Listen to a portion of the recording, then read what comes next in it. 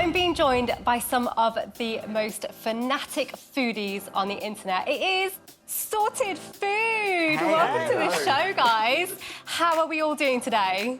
Good. Everyone's good. We're cosy. Cosy on the sofa, well fed and good to go. One at a time, the boys have 10 minutes to cook and add to a final dish. The remaining team will have no idea what's happening behind them until it is their turn.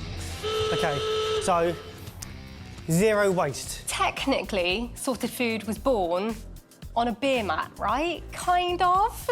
At the bottom of a beer glass. At the bottom of a big glass. There you go. Can you guys remember the first ever recipe that you came up with in that pub on that beer mat? I feel like I still get a lot of stick because I still love it. Like 10 years on, the classic quesadilla.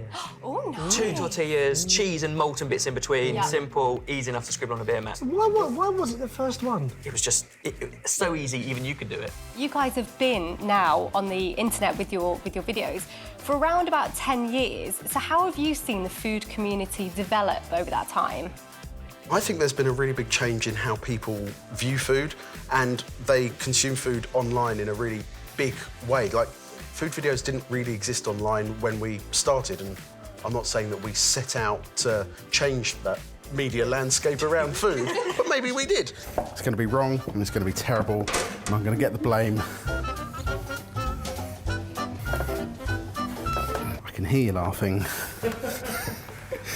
We do still get it wrong, and what's really nice is completely disarming the audience by showing when Ben or James, like two chefs, get it wrong. The whole being human thing on screen sometimes has been, like, in the early days, was quite a challenge for us in terms of traditional media. You would go on TV and you would present. Yeah. And because you're with your mates who know you from since we've been, 12, it's very hard to present because they'll just bring you down every 5 minutes and go, what are you doing? Stop trying. Just be normal. Yeah. So you started off in America, but you've been to places like Puerto Rico, you've been to Japan. Have you got any foodie favourites that you've kind of found along the way? Japan was amazing. It was, phenomenal. More so down to the respect that they have for every plate of food. Like, there's a real respect that even if you're preparing a sandwich or the equivalent, you show the respect to the ingredients. Thank you so much for coming together today, because I know you guys haven't seen each other in a very long time. I hate each other.